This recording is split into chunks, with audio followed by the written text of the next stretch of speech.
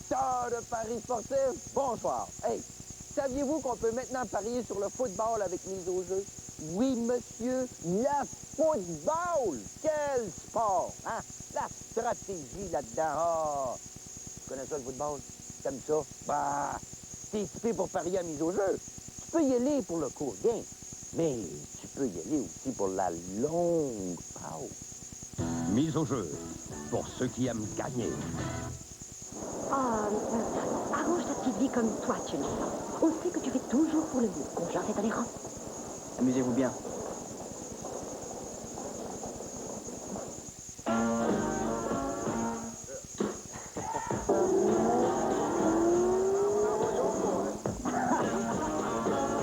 Ne manquez pas les aventures rocambolesques de Tom Cruise dans Quelle affaire? Vendredi, minuit. Poulet Frit Kentucky présente son nouveau poulet délit croustillant. Longuement mariné, il est encore plus tendre, plus juteux, avec un succulent enrobage bien croustillant et un tout nouvel assaisonnement. Cependant, comme le poulet Frit Kentucky recette originale, il n'y a vraiment qu'une seule façon de le savourer. De retour et plus savoureux que jamais, le nouveau délit croustillant chez Poulet Frit Kentucky. Et pour un temps limité, obtenez 12 morceaux pour 12,49 $.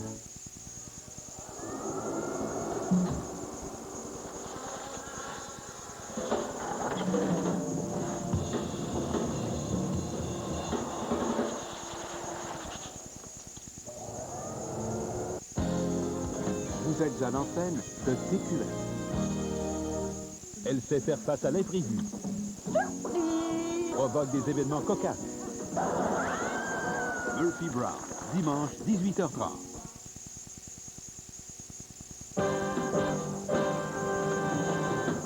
Ce soir à Sport Plus à New York, Gary Bettman rend son verdict au sujet des sénateurs non coupables. Au Forum, c'est le début de la semaine des illusions pour plusieurs jeunes espoirs du Canadien. Et à Atlanta, les fesses de Dave Burbach viennent à la rescousse des Braves.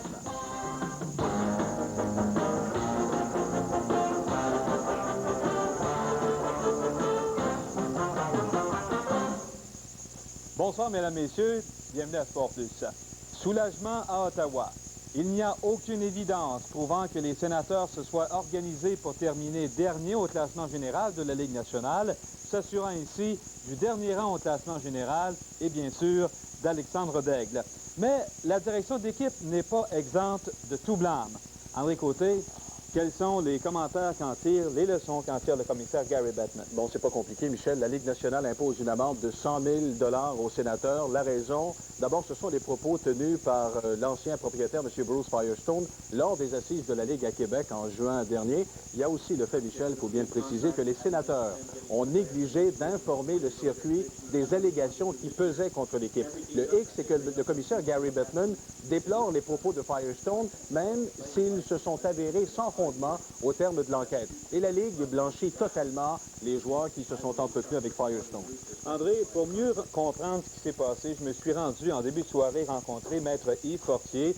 C'est l'ex-ambassadeur du Canada à l'ONU qui a été nommé par le commissaire Gary Bettman pour faire la lumière sur toute cette enquête. Écoutez, il y a eu une séance de repêchage, comme on sait, à Québec le 26 juin. Les sénateurs d'Ottawa ont fait un party le soir au club sportif. M. Firestone était là. M. Firestone avait consommé pas mal de boissons alcooliques. Il prenait des médicaments aussi à l'époque. Et au dire de plusieurs qui l'ont vu ce soir-là, je ne dirais pas qu'il était en état d'ébriété, mais il était pas aussi sobre qu'il aurait dû être. Il a tenu un petit conciliabule avec 5 journalistes de la région d'Ottawa. Et là, il s'est livré à des propos, à des déclarations que j'appellerais des boutades. Il voulait se donner de l'importance auprès de ces journalistes-là. C'est la conclusion à laquelle on en est venu et c'est la conclusion à laquelle en sont venus aussi tous les journalistes. Les 5 journalistes en question qu'on a rencontrés, évidemment individuellement, nous ont dit, ça comprend M. McGregor qui a publié la nouvelle, qui ne l'ont pas cru pour un seul instant. Par exemple, oh, moi j'avais décidé, on avait un plan, si les sénateurs gagnaient, là, par exemple, dans la dernière partie, ben, au milieu de la deuxième période, j'aurais retiré le gardien, comme si il est concevable que l'instructeur, disons, accepte, n'est-ce pas, le gérant accepte de retirer le gardien de but au milieu de la deuxième période. Alors, c'était des propos qui faisaient preuve, selon nous, d'un manque de jugement, je dirais, grossier de sa part. Ça ne sied pas du tout à qui que ce soit, encore moins au président d'une équipe de la Ligue de hockey nationale, le gouverneur de l'équipe en question, de se livrer à de tels commentaires, surtout, là, je pèse mes mots, quand il y a des journalistes présents. Alors, on a dit ça, c'est condamnable et nous censurons M. Firestone. Maître Fortier, vous avez travaillé dans le dossier Stein récemment et dans celui des sénateurs. Croyez-vous que l'intégrité de la Ligue et l'intégrité des sénateurs dans ce dernier cas sont toujours intactes? Je crois que oui, Michel. Je pense que le commissaire Bettman, qui n'est pas en poste depuis tellement longtemps, a montré dans ces deux dossiers-là, a démontré que s'il y avait une information qui devait être contrôlée, qu'il devait y avoir une enquête, il allait agir, et que s'il recevait un rapport qui blâmait quelqu'un ou une équipe, eh bien, qu'il allait sévir. C'est ce qu'il a fait, et je pense que c'est à son crédit, et que l'intégrité de la Ligue, l'intégrité du hockey, est entre bonnes mains avec le commissaire Bettman. Merci, M. Fortier. Merci, Michel. Mais André, si les sénateurs sont coupables de rien, il y a quelque chose qui me chicote, par exemple. Pourquoi leur imposer une amende de 100 000 $? Il n'y a pas une contradiction là-dedans? Non, pour la simple et bonne raison. Et ce que les gens ne savent pas, c'est que les sénateurs ont fait leur propre enquête il y a de cela 2 mois, sans en parler au commissaire. Et ça, aux yeux du commissaire Bettman, c'est impardonnable. On va voir ses yeux d'ailleurs.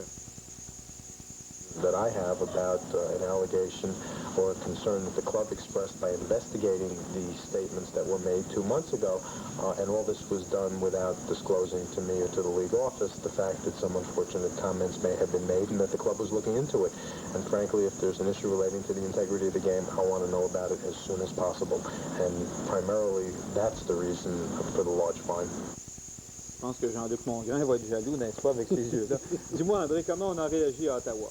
Bon, à Ottawa, évidemment, tout le monde est soulagé, Michel.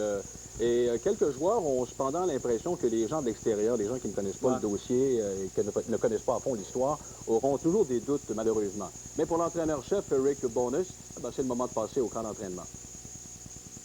Nous avons fait rien mal. Et ça, c'est difficile de parler de ça chaque jour durant la dernière 2 semaines. Mais maintenant, c'est passé et c'est temps pour nous autres d'être proches de Campton Tremont et juste Campton Tremont dans la saison s'en vient.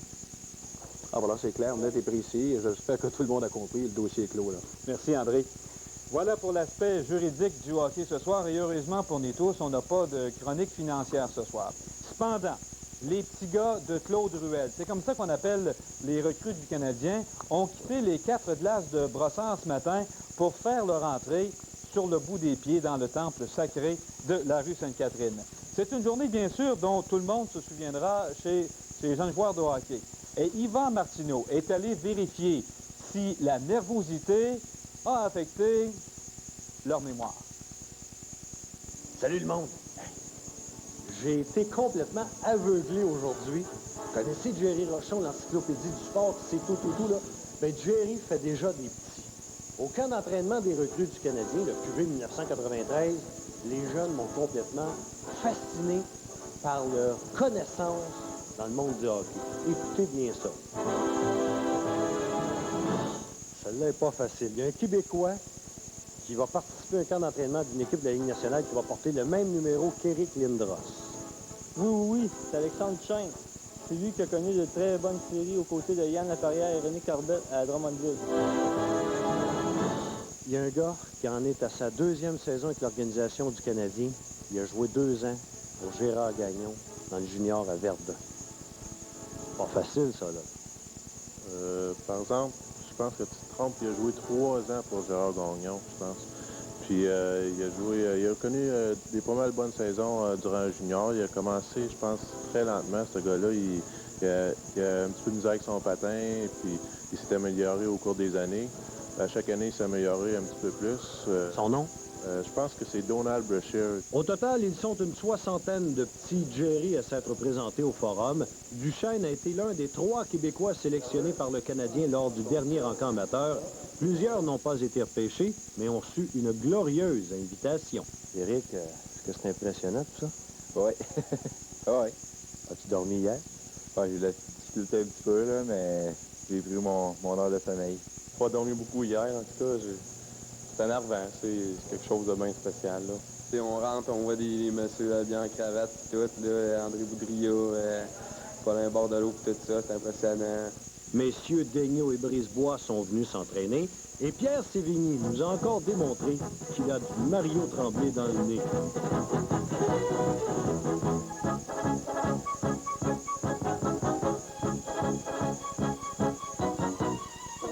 Vous devinez pourquoi, hein?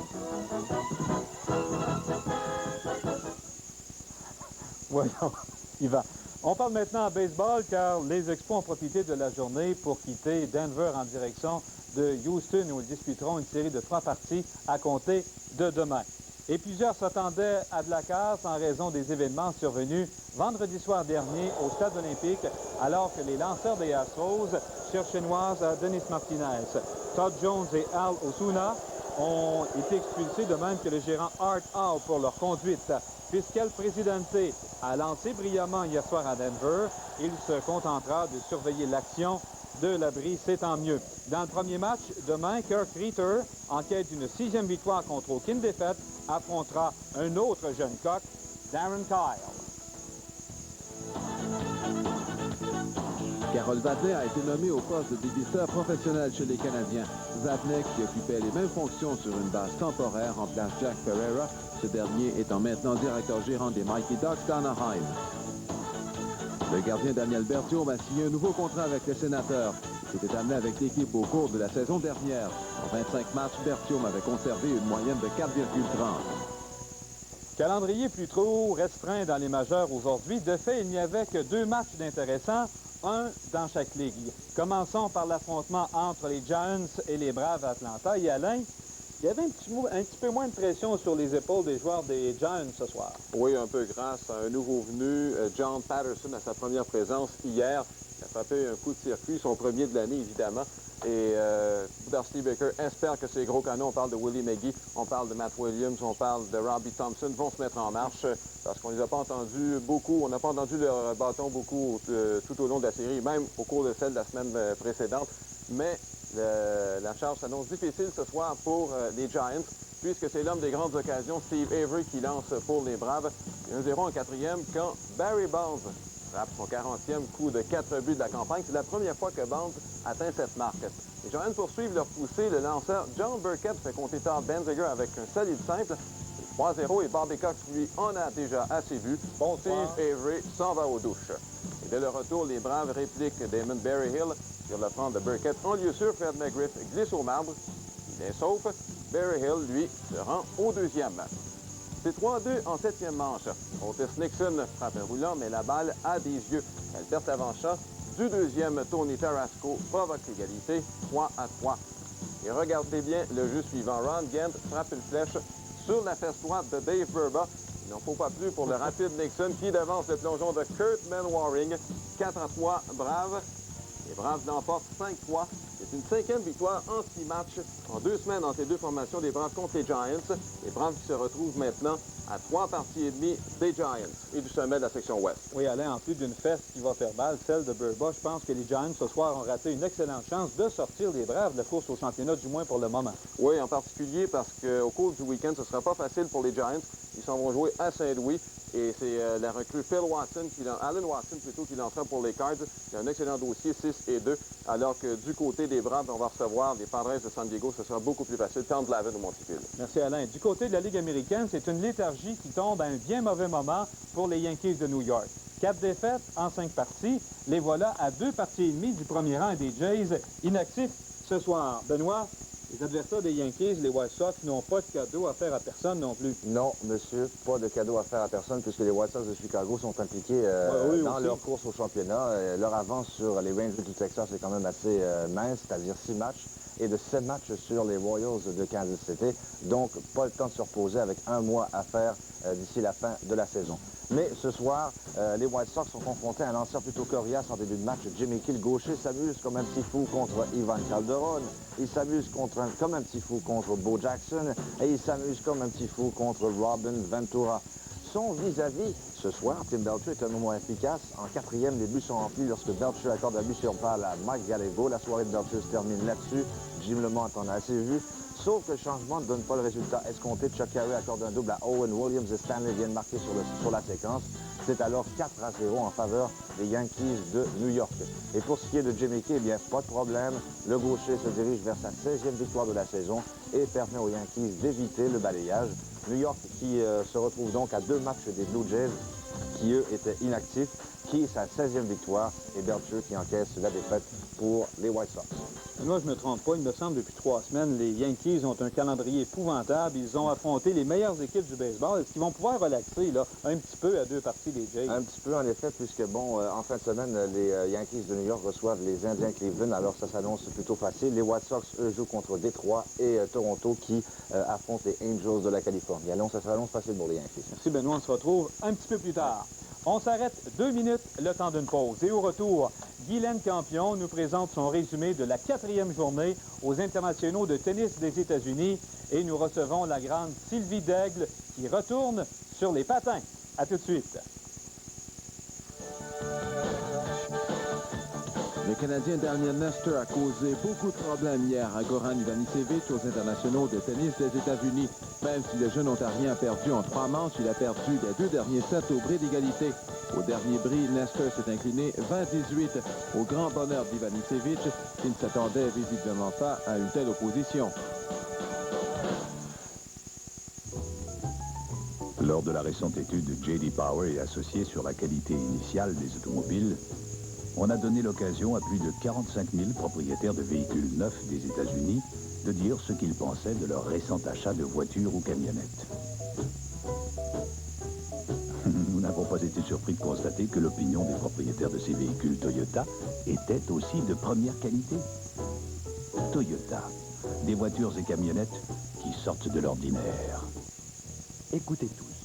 Aujourd'hui, nous allons faire un petit jeu questionnaire qui pourrait aider certains d'entre vous. Il n'y a pas de bonne ou de mauvaise réponse, mais nous aurons quelques suggestions à faire quand vous aurez terminé. Qu'est-ce qui fait danser les gens de partout? Qu'est-ce qui est magique et dont tout le monde aime le goût? C'est les M&M. On les aime. Ah oui, les M&M. M&M, oui, c'est ta grosse surtout et tout le monde en est fou. Qu'est-ce qui fait plaisir? Dis-moi. Ça vous donne envie du pays. C'est les M&M, oui, les M&M. Ouais. C'est les M&M. Pourquoi les Dunkin' Donuts sont-ils si populaires? Les amateurs de beignes vous diront que c'est la fraîcheur des beignes. Par contre, les amateurs de café vous diront que c'est le café très moulu qui les attire chez Dunkin'.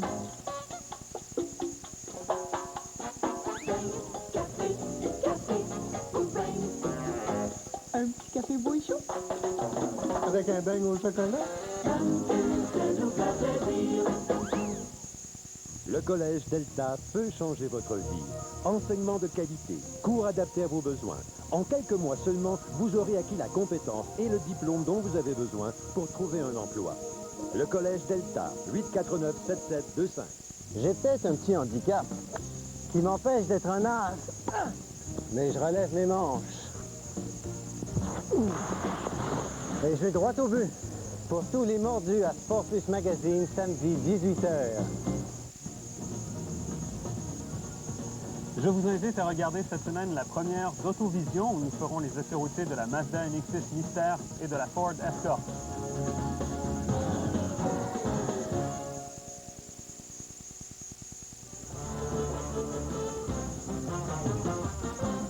On parle de tennis maintenant. Vous savez, c'est pas facile de se trouver un partenaire pour former une bonne équipe en double. Et c'est d'autant plus compliqué lorsqu'on s'y prend à la dernière minute. Guylaine, Sébastien Larreau qui s'organise pas trop mal, cependant. En effet, Michel, après avoir cogné à plusieurs portes, finalement, Sébastien Larreau a choisi un Indien du nom de Leander Paes. Le duo a triomphé 6-4 et 6-2 devant les Américains Eric Lynn et Glenn Wheeler. Donc, ça a très bien été. Guylaine, qui a dit qu'il n'y en aurait pas de facile? Ben oui, Michel, c'est typique des tournois du Grand Chelem. Oui. Souvent, les favoris se retrouvent dans l'embarras. Et aujourd'hui, c'est par un temps plus qu'incertain que s'est déroulée cette 4e journée de compétition au US Open. Allons-y d'abord avec le deuxième favori du tournoi, l'Américain Pete Sampras, qui a eu toute la misère du monde à éliminer Daniel Vacek de la République tchèque. Sampras a été ébranlé par la puissance des services de son rival qui a réussi pas moins de 24 aces durant le match. Sampras a gagné en 4-7 de 6-4, 5, 7, 6-2 et 7-6. Le dernier set remporté 7-3 en bris d'égalité. Et Vacek, qui est classé 96e au monde, a souvent débalancé Sampras par la force de ses coups. Et le rêve du Suédois Stefan Edberg de remporter une 3e victoire de suite à ce US Open s'est terminé de façon rapide. Karel Novacek, classé 18e, a remporté une première victoire en carrière devant Edberg, le 3e favori. Novacek de la République tchèque a gagné en 4-7 de 7-6, 6-4, 4-6 et 6-4. Maintenant, dans un match commencé hier soir et interrompu 2 fois en raison de la pluie, Boris Becker affrontait le Russe Andrei Cherkassov. Un match de première ronde, faut-il le rappeler, qui aura nécessité 5 manches pour trouver un vainqueur. Becker, après avoir perdu les 2 premiers sets 3-6 et 6-7 aux mains de Cherkassov, s'est rallié d'une façon superbe pour ravir les 3 sets suivants et passer ainsi à la 2e ronde. Alors Edberg rejoint donc les Agassi, Korda, Lendl et Aaron Fleischstein au tableau des joueurs déjà éliminés. Et au moment où l'on se parle, bien Michael Chang est sur le court central et dispute la victoire à Nicolas Pereira.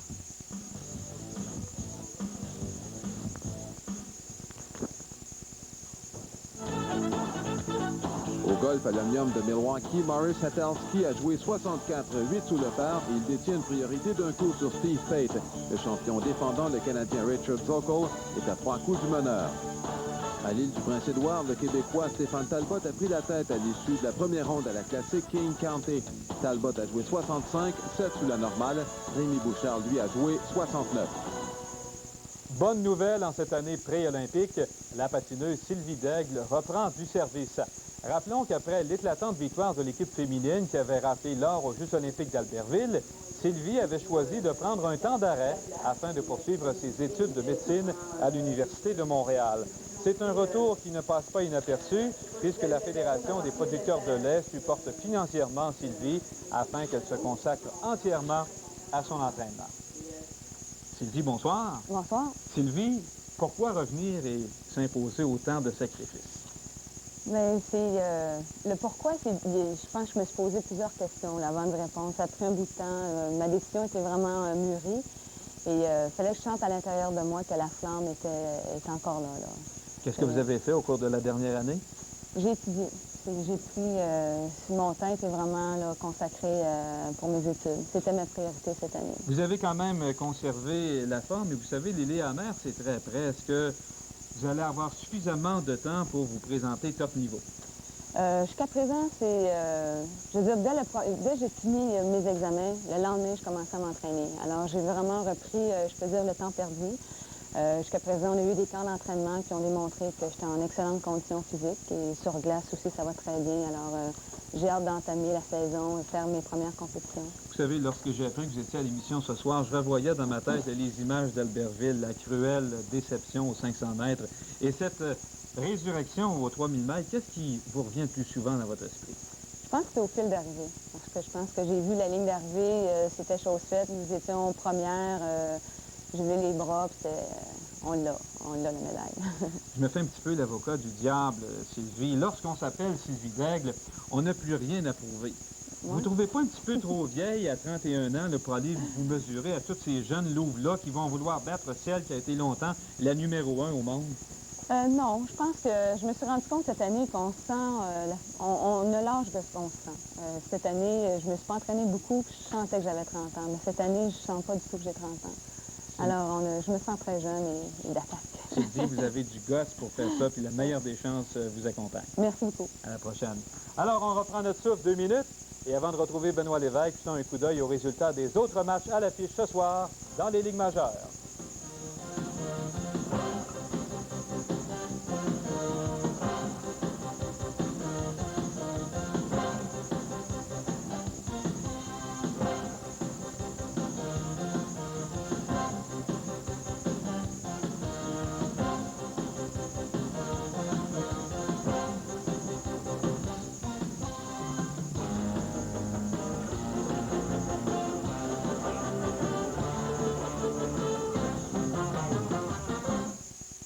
Et maintenant, le cœur de l'orchestre